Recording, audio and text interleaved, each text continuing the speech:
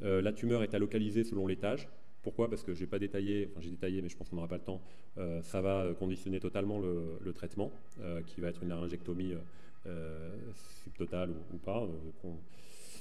Et le TNM, donc retenez pour faire simple, T2 quand il y a une atteinte de 2 étages, sus plus sous-glottique, sous-glottique plus glottique.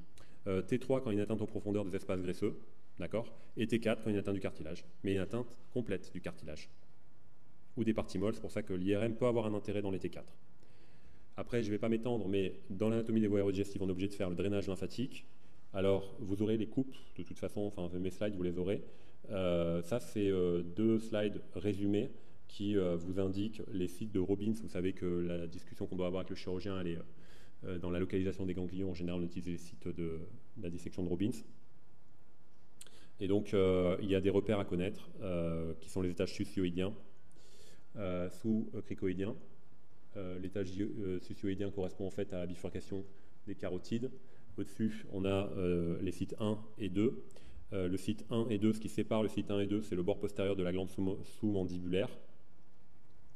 Le site 1A correspond aux sites ganglionnaires qui sont à l'intérieur du ventre antérieur du digastrique qu'on a vu sur la coupe coronale de la cavité buccale. Et le 1B correspond à des ganglions qui sont à l'extérieur de ce muscle-là. Et devant, souvent, la glande sous-mandibulaire, vous avez souvent de la graisse devant. En arrière de la sous-mandibulaire, vous tombez sur des sites 2, d'accord. Ce qui sépare un 2A d'un 2B, eh bien, c'est tout simplement la veine jugulaire. J'ai un doute, mais je ne me suis pas trompé. C'est ça, hein, ouais. La veine jugulaire. Donc les ganglions qui sont vraiment le long de l'axe sont du 2A et les ganglions qui sont un peu plus en arrière sont du 2B. Et puis le muscle sternocléidomastoïdien qui va vous signer des atteintes donc, beaucoup plus postérieures de la nuque du 5.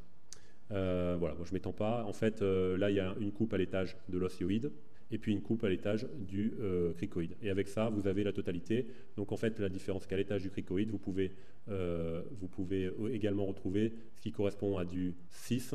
Donc tout ce qui est interne, tout ce qui est ganglion interne par rapport à la carotide, c'est des ganglions du 6. Mais enfin ça s'explore encore une fois beaucoup mieux en IRM, en échographie, pardon. À connaître par contre, c'est que il y a un élément peut-être qui va faire que, qui va faire que peut-être l'imagerie en coupe, elle peut être intéressante et elle peut déjà signer, on va dire, l'extension N, c'est la rupture capsulaire. Donc depuis le dernier TNM, tout ganglion en rupture capsulaire classe le patient en N3. Ce n'est valable que pour les patients qui sont non HPV, non EBV, donc pas les PCS+, hein, où là il y a un meilleur pronostic. Et cette rupture capsulaire, donc je vous montre un petit peu ce que c'est. Alors là, ça marche ou pas, non? Oui, donc la rupture capsulaire, en fait, quand on a un ganglion, pareil, je ne rentre pas dans les détails parce que ça va être fait en échographie, mais un ganglion, donc il y a une taille, on va donner sa taille, son aspect, la perte du fil graisseux, est-ce qu'il y a de la nécrose, est-ce qu'il y a un changement kystique, qu'est-ce qui fait qu'on va dire qu'il y a une rupture capsulaire? En fait, vous allez avoir une prise de contraste irrégulière des parois. En échographie, souvent, on a ce qu'on appelle une stroma-réaction, c'est-à-dire un aspect un peu inflammatoire autour du ganglion, et un aspect aussi très irrégulier du ganglion. D'accord? Ça suspecte une rupture capsulaire, mais ça, on n'est pas sûr en imagerie. Hein. Par contre, là où c'est complètement évident, c'est quand vous avez une masse interstitielle, un ganglion qui s'est transformé en espèce de masse interstitielle, donc là, vous avez une rupture capsulaire. Pour vous donner un exemple d'adénopathie, où l'on peut dire clairement que là, on est face à un ganglion pathologique. Pourquoi? Parce qu'il n'y a jamais de liquide dans les ganglions. Donc, on ne peut pas avoir de ganglion kystique ou nécrotique normal. Donc ça, c'est un ganglion de l'oropharynx. Vous voyez, une transformation, alors kystique ou nécrotique. Bon. En tout cas, il y a du liquide à l'intérieur. Là, vous avez sur le même patient un ganglion qui garde un aspect arrondi, d'accord, qui est kystisé, avec des prises de contraste un peu irrégulières. On pourrait suspecter peut-être une rupture capsulaire. Moi, je ferai une échographie peut-être pour voir. Par contre, vous voyez aussi là un espèce de magma ganglionnaire avec, je vous disais, ça c'est du T1, avec la graisse totalement infiltrée là, d'accord? C'est du T2, pardon. Avec la graisse totalement infiltrée là. Et donc là, vous avez après rehaussement, un rehaussement totalement irrégulier, spiculé. Donc là, c'est une rupture capsulaire certaine. D'accord? Voilà. Est-ce que la diffusion nous aide en IRM? Non. Pourquoi? Parce que les ganglions fixent tous en diffusion. Ce n'est pas du tout un argument de pathologie. D'accord? Donc vous n'en entendez pas parler. Bon, j'ai le temps là en fait. Je voulais en annexe vous expliquer vraiment. Alors, donc encore une fois, quand on fait un bilan d'extension, on fait un bilan d'extension en profondeur. Pour les lésions de l'oropharynx, nasopharynx, les lésions hautes, on va y rechercher, notamment pour l'oropharynx, une atteinte neurotrope. Hein, c'est une particularité des tumeurs de l'oropharynx, c'est qu'elles aiment bien se diffuser le long des voies de dissémination donc nerveuses, ce qui nécessite de connaître en fait la fosse infratemporale et ses voies de communication. La fosse infratemporale, c'est ce qu'on a détaillé sur la coupe axiale lorsqu'on a fait au début du cours le nasopharynx. Donc c'est cette fosse-là. Elle communique en fait avec la fosse temporale externe. Donc vous passez avec là, tac, sous la prise zygomatique et vous tombez en extérieur sur la fosse temporale. Elle va communiquer aussi avec ce qu'on appelle la fosse ptérygopalatine. Donc en profondeur, donc non plus à l'extérieur mais en profondeur, on regarde à l'intérieur, on va là-dedans et on tombe sur la fosse ptérygopalatine. C'est là qu'on a le ganglion du 5, là où je vous ai fait le quiz sur le 5. Donc c'est dans cette fosse-là qu'on a un ganglion du 5,2, pardon. Et si on continue encore vers l'intérieur comme ça, à l'intérieur, eh ben on va tomber sur la cavité nasale, d'accord, en fait, par le foramen sphénopalatin. J'ai mis la flèche ici, voilà. Qui va en fait à l'intérieur ici vous faire communiquer donc la fosse sphénopalatine où il y a le ganglion avec le nerf ici.